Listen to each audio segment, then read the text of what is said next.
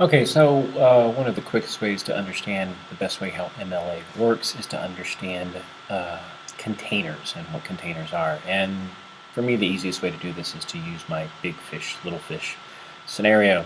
And usually the author and the title of the source would be considered the smallest fish in this whole scenario. Um, and I'm going to use movies to start off with, and I will move on to look at other types of publications like books and periodicals to clarify this a little bit more. But since we're dealing with films and movies, and it's good to understand how to document those from all the various sources, um, it's useful to look at this. So every time you have a larger container of something, you should be able to kind of conceptually see how one fits inside the other. So we're going to look at various ways in which films are potentially contained in larger containers. And normally when you go see a film in the movie theater, it is in itself a container. An author within a movie is debatable in that sense anyway, because you could say that a director is an author, but you could also focus on a performer, etc. Most of the times with films, if you haven't figured this out already, other contributors it includes the director, the editor, the performers, whoever you want to include in your citation. And so usually with most films, you simply give the title of the film as the title of the container.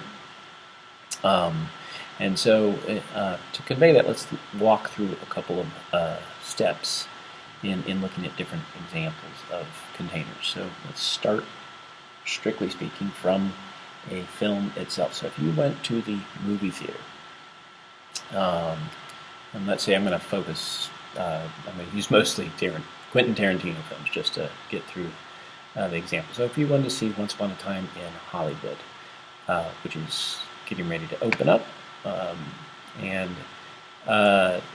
so you could see it. I happen to be in Michigan right now, so you can see where it's available. And so this would be when it screens. And so on Thursday, July 25th, is when it will open, so 2019. And so if you went to see it in the movie theater, it's pretty straightforward. You get the name of the director, the performances, all the information you need to know about it. You could probably find that out on IMDb, or you could find that out on Wikipedia as soon as it's entered, or on the website promoting the film itself. But you're going to go watch it in a movie theater. It might be in digital form, it might be in 35 millimeter, especially this particular film. But that's going to be the most current film available, because you can't check it out on DVD, you can't stream it.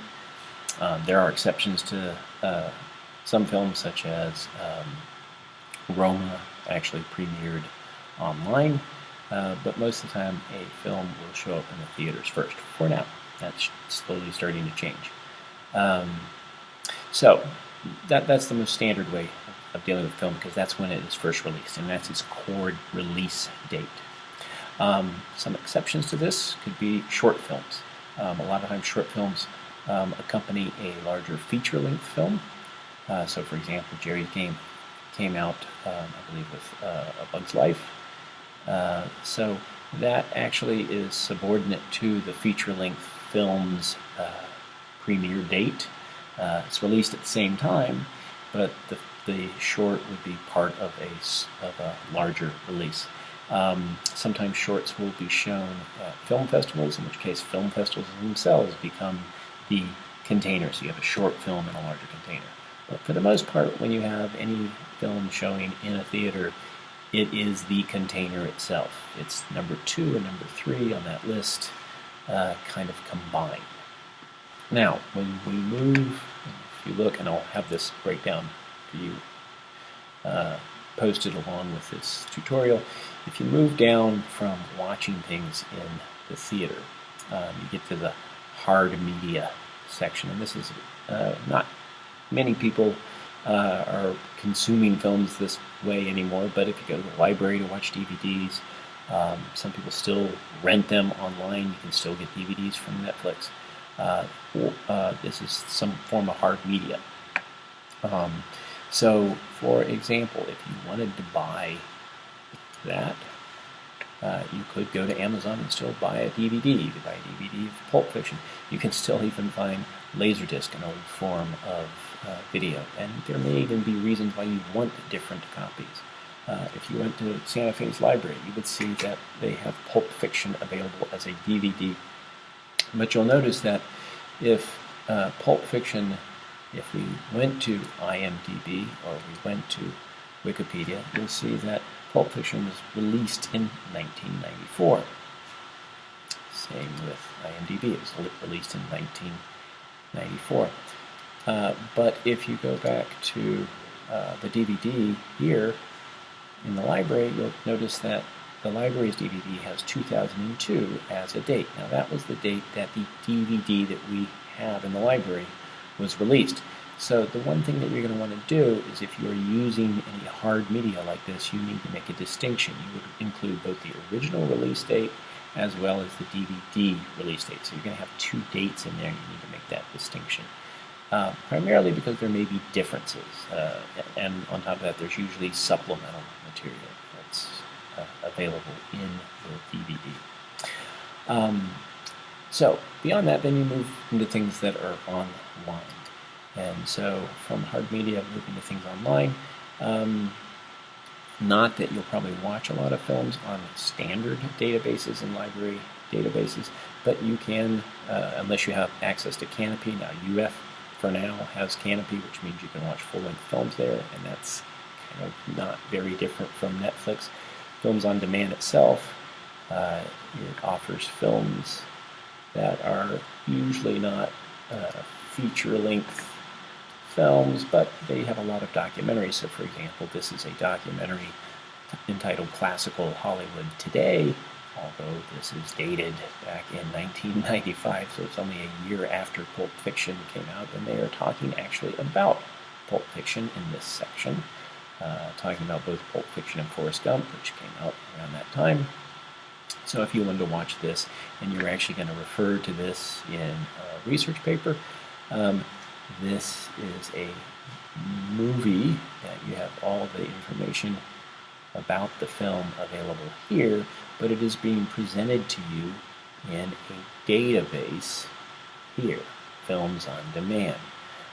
Sometimes when you get into these databases, you'll see that they'll offer you citations for MLA. I think I've already mentioned this before. 9 times out of 10, the information is a little bit sketchy. So, for example, right here, Classical Hollywood Today, they've put in quotation marks. That's already wrong. It is Classical Hollywood Today is a full-length documentary film, so it should be in italics. Some of this information you could definitely use. You can copy and paste this, but you would need to update it.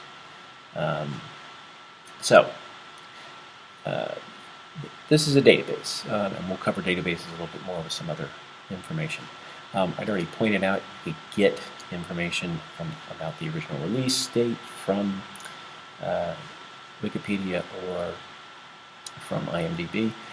Other types of online services, which you all are probably more familiar with, are streaming services like Netflix. So you can watch Pulp Fiction, and you'll get some basic information about the year it was published, but you won't really get the publisher's information. It's kind of difficult to get that kind of stuff from Netflix. Sometimes you'll get it, but if you go here, they're not going to tell you. They'll tell you who's in it, but they won't tell you much about how it's released. So you're still going to have to go back and get that kind of information from something like Wikipedia. Even though you're getting it from Netflix, you'll need to find out the information about when it was released here. You can also get it from other services like Vudu or Hulu, lots of other places where you can rent it online or own it online or get a disc and watch it. So if you're going to watch it on a disc, though, it's going to be a little different than watching it online. They'll have different information. So when we move on to another type of container, in all these cases, these are all the film as container 1 and the either service or the database as the container number 2. That's the big fish eating the smaller fish. And one of the biggest fish out there for film and video is YouTube. And YouTube and Vimeo and Internet Archive are somewhere you can find media that is other places. Now, YouTube kind of restricts finding full-length films that have been posted by people because they have copyright violation barriers that keep people from just uploading films that are copyrighted. However, you can have somebody that post original films, for example, of their own. This is a guy who does movie reviews, and he's doing an analysis of Pulp Fiction.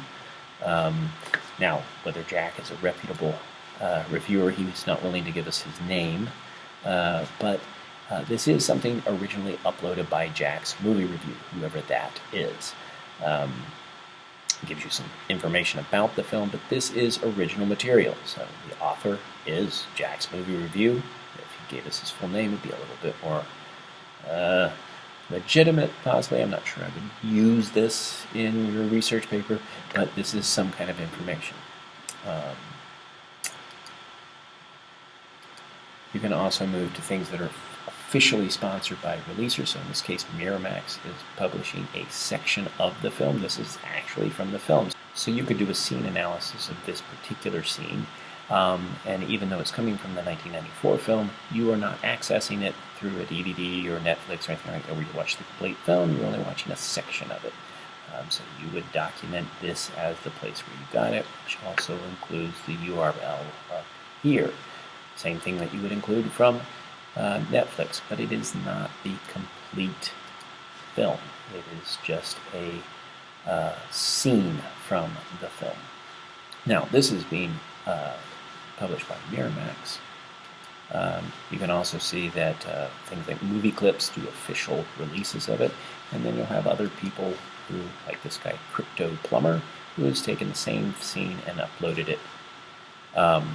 You could still do a scene analysis off of this, but it is not sponsored by Miramax or anybody else like that. You'll also notice that YouTube is part of the streaming services as well. So you could click on this and rent it and watch it online from YouTube. So YouTube is especially a little complex because in this case we've just seen 3 different ways in which YouTube functions, both as a publisher, both as a streaming service, and finally as a database by providing content within it.